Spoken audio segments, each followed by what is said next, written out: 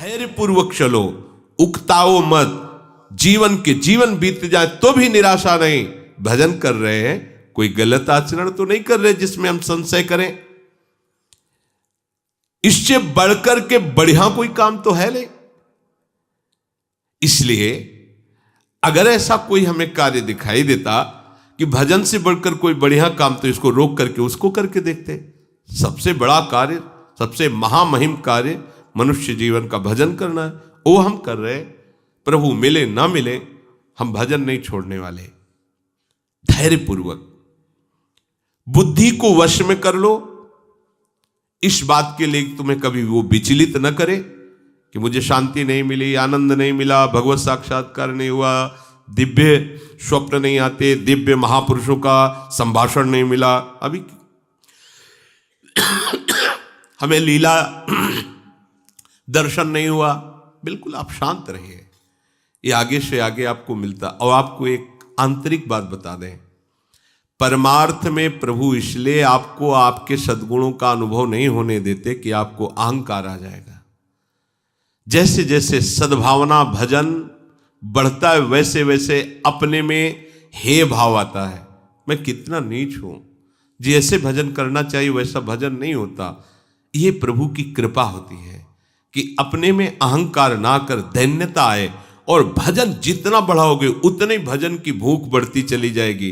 कभी आपको ऐसा नहीं आएगा कि मैं बहुत भजन करता हूं। जब आपको बात आएगी तो हृदय से आएगा कि जैसा भजन होना चाहिए वैसा नहीं होता। ये सच्चे भजनानंदी का लक्षण है। उसका हृदय बोलेगा चल रहा है, बस एक क्रिया मात्र चल रही, जैसा होना चाहिए वैसा नहीं हो रहा, क्योंकि उसके सामने वो महापुरुष हैं जो प्रेम रस में डूबे हुए हैं। देख रहा है उनकी स्थिति को, तो उसको अपनी स्थिति बहुत लघु लग रही है। प्रभु अहंकार अपने जनों में नहीं आने देते। संसार का महत्व हट रहा है, प्रभु का भजन बढ़ रहा है, यही हमारा परम लाभ है, परम सिद्धि है। तो शनै शनै रूपर में तो धीरे धीरे तुम विषयों को छोड़ो। शनै शनै क्यों कह रहे? जैसे सेवक जी कह रहे सहित सहित बाढ़ है भगति। आज से एकदम ये नहीं ये नहीं ये नहीं ये नहीं, 1 2 दिन 4 दिन 5 दिन फिर उसी में गिरोगे, ऐसे नहीं। एक एक विषय को समझते जाओ धीरे धीरे, और जो छोड़ते जाओ उसे दोबारा पकड़ो मत।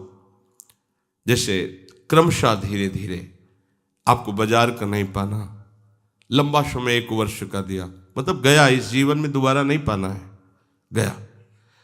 ये हम उन उपासकों को कह रहे हैं जिन्होंने भगवत प्राप्ति का दृढ़ निश्चय करना है या कर चुके हैं, जो सीधे लक्ष्य बना चुके हैं इसी जन्म में भगवत प्राप्ति। अब आपको 2 टाइम ही केवल भोजन करना है, एक 11 से 12 के बीच में, और एक 8 से 9 के बीच में, बस। फिर नहीं लेना, कुछ नहीं लेना। ये रसेंद्री का संयम प्रारंभ हुआ। महापुरुषों से सुना है कि आपकी और इंद्रियां सब वश में हो, रसेंद्री वश में ना हो तो आप जितेंद्री नहीं माने जाओगे। अगर रसेंद्री वश में तो स्वाभाविक सारी इंद्रियां अपने आप वश में हो जाएंगी। वनवासी को रसेंद्री पर विशेष अधिकार कर लेना चाहिए। हम लोग रसेंद्री को एकदम छूट दे देते हैं और सोचते हैं अन्य इंद्रियों पर हम अपना शासन कर लेंगे। असंभव। मूल है रसेंद्री, रसेंद्री को सुधार लो, सब ठीक हो जाएगा। इसी से सब है। तो रसेंद्री सुधारने के लिए जैसे जैसे आपके कदम बढ़ रहे, जैसे जैसे महापुरुषों के द्वारा सिद्धांत हमारे सामने आते जा रहे, जो जो कदम बढ़ाते जाएं, बिल्कुल आगे आप बढ़ाइए, पीछे मत हटाइए।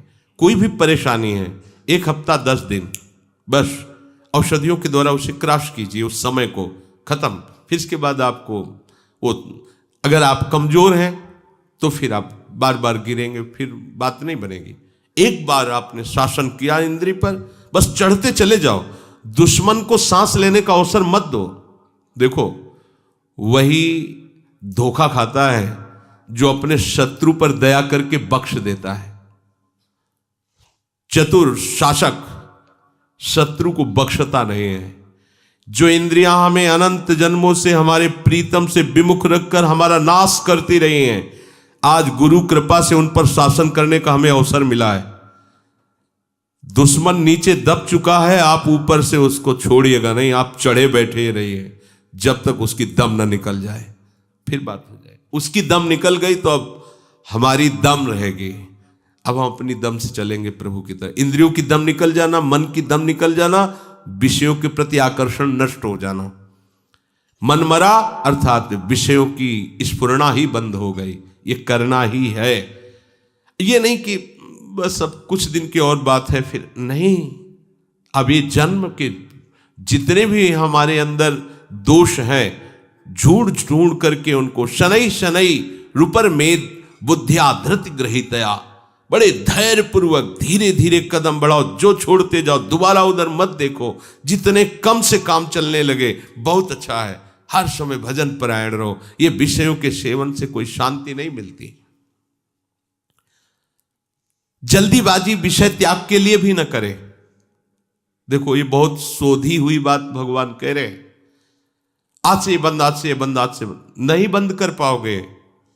धीरे धीरे एक चीज छोड़ो, 2-4 महीने आराम से रहो, फिर धीरे से छोड़ो, फिर धीरे से छोड़ो, नाम को पकड़े रहो। आप धीरे धीरे एकदम निर्विकार हो जाएंगे। एकदम सब पूरी लाइन काट दी तो सब पूरी लाइन चलने लगेगी और बढ़ के चलने लगेगी।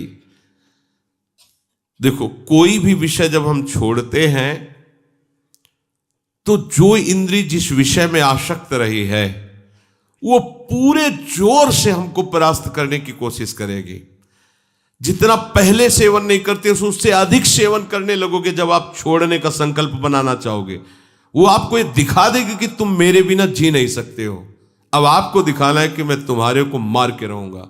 धीरे धीरे धीरे धीरे कदम बढ़ाते हो जाओ। उसको ये समझने न दो कि हम इसे छोड़ने वाले हैं।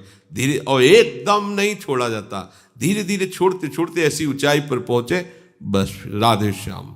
जहां छूटा तो दोबारा नहीं स्वीकार करना, ध्यान रखना। धीरे धीरे भगवान कह रहे शनै शनै रूपर मेद बुद्धिया धृति गृहीतया। धीरे धीरे उपेक्षा करते हुए ठान लिया है कि अब इसे नहीं खाना है पर खाएंगे। धीरे धीरे उसको छोड़ेंगे। एक को जिस दिन छोड़ पाए फिर उसके बाद चाहे मर जाए उसे खाएंगे नहीं। ये नियम लेना चाहिए। धीरे धीरे जिस विषय का त्याग किया उससे मुक्त हो गए। हमें पूरे जगत से मुक्त होना है, पूरे जीवन मुक्त होना है। तो धीरे धीरे जिस विषय की आवश्यकता नहीं थी प्रभु ने छुड़वा दिया। अनावश्यक वस्तुएं जो आवश्यक है, रोटी दाल पानी हवा, ये हमें सब मिल रही शरीर पोषण के लिए। धीरे धीरे विषयों की उपेक्षा करते हुए उदासीन हो जाए और फिर एकदम उपराम हो जाए, उसका चिंतन नहीं छोड़ दे। देखो चिंतन तब छूट जाएगा जब आपको यह कि अब कोई व्यवस्था उसकी बनने ही वाली नहीं है। कामनाओं का त्याग करने के लिए तुम उत्साहित रहो। हम काहे के लिए उत्साहित रहते? कामनाओं के द्वारा भोग भोगने के लिए। और परमार्थ क्या कह रहा है? कामनाओं के त्याग के लिए तुम उत्साहित रहो। मन से इंद्रिय समूह का संयमन करते रहो। ये मन आपको सहयोग नहीं देगा, आपको इसे प्रभु के आश्रय से जबरदस्ती हटाना होगा। आप सोचे कि कभी ना कभी तो मन उब जाएगा, तो जब से सृष्टि रची गई तब से आज तक नहीं उबा है। गोस्वामी जी कह रहे मेरो मन हरिजू हठ ना तजय, निशिदिन नाथ देव सिख बहु विधि, करत स्वभाव निजय, मेरो मन हरिजू हठ न तजय। हे हरिजू, इसे बहुत समझाते हैं। विषयों में सुख नहीं है, प्रपंच में कोई तुम्हारा साथ देने वाला नहीं है, ये सब झूठा है। निशिदिन नाथ देव सिख बहुविधि, भरत इसका स्वभाव बड़ा चंचल और विषयों की तरफ जाने का है, ये मानता नहीं, बड़ा हठी स्वभाव का है। उन्हीं विषयों पर जा रहा है जिन पर हम मना कर रहे हैं। शास्त्र की बातें सामने रख करके इसको सिखा रहे हैं, इसको बहुत समझा रहे हैं कि देखो अनंत जन्मों में भोगते रहे, कोई सुख नहीं, अब हरि शरण में आ जाओ। नहीं समझ रहा, थोड़ी देर के लिए तो समझता है, ऐसा नहीं कि बिल्कुल नहीं समझ रहा है। कैसे थोड़ी देर के लिए? बोले ज्यों जुवती अनुभवती प्रसो, अति दारुण दुख उपजय, हुए अनुकूल विसारी सूल सठ, पुनि खल पति ही भजे, मेरो मन हरिजू हठ न तजे। जब युवती गर्भवती होती है, प्रसव का समय आता है, तो भयानक पीड़ा होती है। उस पीड़ा के समय वो निश्चय करती है कि अब पति का संग नहीं करूंगी, ये बड़ा कष्टदायी है। फिर समय आता है, वो भूल जाती है। बस ऐसे ही जब मन फंसता है, पिटाई होती है इसकी, तब कहता है कभी गलती नहीं करूं, एक बार क्षमा कर दो। और जहां फिर समय मिला, फिर वही चला जाता है। होय अनुकूल विसार शूल सट पुनि कल पति ही भजय। हे नाथ, इसे बहुत जगह ठोकरें मिलती है, लाते खाता है, पर वापस आने की सोचता ही नहीं। बड़ा विचित्र मन है। कह रहे इसे बहुत समझा रहा हूं, ये बड़ा विचित्र मन है। ये 100 जूता खाएगा, फिर भी वहीं जाकर के बैठेगा, पैर छूने की कोशिश करेगा कि मुझे बैठे रहने दीजिए उन्हीं विषय द्वारों पर। लोलुप भ्रम ग्रह पशु ज्यों जहां तहां, सिर पद त्राण बजे। पद त्राण जूता को कहते हैं, सिर पद त्राण बजे। जूते का प्रहार खोपड़ी में खाकर फिर भी 100 जूता खाए, तमाशा घुस के देखे जाए। गांव की कहावत में ये मन की दशा ऐसी है। ये विषय लोलुप मन बार बार, आप देखो 5 मिनट के अपराध में पूरे जीवन के लिए सजा हो जाती है। 5 मिनट के मन के अधीन होने पर ऐसी क्रिया बन जाती है जिसका परिणाम होता है पूरे जीवन की आजीवन कारावास। सोचो, 5 मिनट हम नहीं संभाल पाए तो आजीवन हमको दंड भोगना पड़ा। और अगर ये जन्म नहीं संभाल पाए तो हमें कितना बड़ा दंड मिलेगा। आप यही की बात समझना। अच्छा, आपको लगता है कि हमारी कोई बात जान नहीं रहा, हमें तो कोई सजा नहीं मिली, हम तो यहां स्थूल कानून है। एक सूक्ष्म अदालत है जिसमें किसी गवाही की जरूरत नहीं है, किसी रिपोर्ट की जरूरत नहीं है, किसी भी वकील की जरूरत नहीं है। बिना वकील के, बिना गवाही के, बिना किसी कानून के अपने आप वो आपको सिस्टम पहुंचा देगा उसी दंड पर। एक 5 मिनट की गलती जीवन की खुली तो आजीवन कारावास, और आजीवन पूरा तुमने बर्बाद किया भगवत विमुख होकर, तो इसका दंड यमपुरी में मिलेगा। ये कल्पों में मिलता है, कल्पों में। बोले 5 मिनट की गलती के कारण तुम्हें आजीवन कारावास, और पूरे जीवन भगवत विमुख रहकर गंदे आचरण करते रहे, कोई नहीं जाना, माना, निकल गए यहां से तो निकल गए, लेकिन वो सूक्ष्म अदालत जो यमपुरी है, वहां तुम्हें कल्पों की सजा होती है। वहां ये तुम्हें लगता होगा कल्पों की कैसे? ऐसे ही जैसे 5 मिनट के गंदे आचरण का फल आजीवन कारावास, ऐसे ही पूरा जीवन तुम्हें भगवत भजन के लिए दिया गया था, अपने उद्धार के लिए दिया गया था, और तुमने मनमानी धर्म विरुद्ध आचरण किए। तो फिर धर्मराज जो भगवान के परम महाभागवत भक्त हैं, वो फिर इसका निर्णय करते। 1 सेकंड में करोड़ों जीवों का निर्णय हो जाता है। 1 सेकंड में करोड़ों जीवों का। वो ऐसी थोड़ी सरकार कि वहां कंप्यूटर चलाना पड़े, नहीं। हाँ भाई वकील तुम बोलो, वो बोलो, नहीं। वहां तो 1 सेकंड में करोड़ों जीवों का हिसाब होता है। पूरी सृष्टि का न्यायालय है वो, पूरी सृष्टि का, और लगातार चलता ही रहता है वहां। और वहां मरना है नहीं, वहां केवल दंड ही दंड है, भोगना ही भोगना है, सांस लेने का भी सुख नहीं है। भयभीत हो जाओ, जैसी हित हरिवंश हित सजनी स्वरूपा महाप्रभु ने ये कहा, बहुत बड़ी बात कह दी। प्रिया प्रीतम के सुख का वर्णन करने वाले महापुरुष थोड़ा सा संकेत, जैसी हरिवंश नरक गति दुर्बर। नहीं मानता है मन। हम अपनी इंद्रियों की गंदगी ये साफ करें, जो इंद्रियां बार बार गंदे विषयों की तरफ जा रहे हैं। और इसकी सफाई के लिए समर्थ है नाम। नाम, निरंतर नाम, भूलिए मत, घाटा मत कीजिए। ये परम धन है, सच्चिदानंद में, त्रिकाल में भी, महाप्रलय में इस नाम का नाश नहीं होता। ये सुरक्षित रहेगा, आप जहां भी होगे आपके पास रहेगा, ये आपकी सुरक्षा करेगा, आपको सुख प्रदान करेगा। ये आपका बल है, ये नाम ही बल है। वो बड़े अभागी हैं जो इस बल को न रखकर और बल को रखते हैं। अपबल, तपबल और बाहुबल, चौथो बल है दाम। सूर किशोर कृपाते सब बल, हारे को हरिनाम, ये है सब बल। पर जो इधर से हार गया है जगत की तरफ से, थक गए प्रभु, मेरे नेत्र, मेरे हाथ, मेरे पैर, मेरी बुद्धि, मेरा बल, सबने साथ छोड़ दिया, तब ये नाम का बल पकड़ा जाता है। अभी आप थोड़े बारे कोई न कोई बल का आश्रय लिए, इसलिए नाम को भूल जाते नहीं। कैसे भूल सकते हैं? महाबल नाम है, तत्काल रक्षा करता है, सर्व सामर्थ्यशाली है। अपने लोग इतनी महामहिम नाम की महिमा सुनकर के भी प्रीति नहीं कर पा रहे, दुर्भाग्य नहीं तो और क्या है। नाम को छोड़कर और कुछ बोलते हैं, और कुछ सोचते हैं, और कुछ चिंतन करते हैं, राग द्वेष का चिंतन करते हैं, भोगों का चिंतन करते हैं। अभी मूढ़ता छोड़ नहीं पा रही, हमारी बुद्धि इस मूढ़ता को नहीं छोड़ पा रही। तो भगवान कह रहे छोड़ो, श्री भगवान कह रहे बुद्धि में ऐसा धैर्य रखो, धीरे धीरे इन विषयों को छोड़ते चले जाओ, इनसे उपराम होते चले जाओ। एकमात्र अपने आराध्य देव युगल सरकार में सम्यक रूप से बुद्धि की स्थापना कर दो। धीरे धीरे विषय छोड़ने की बात कही गई। एकदम उकताया हुआ हाथ छोड़ा, 10 दिन बाद फिर उसी में गिर गए, ऐसा नहीं।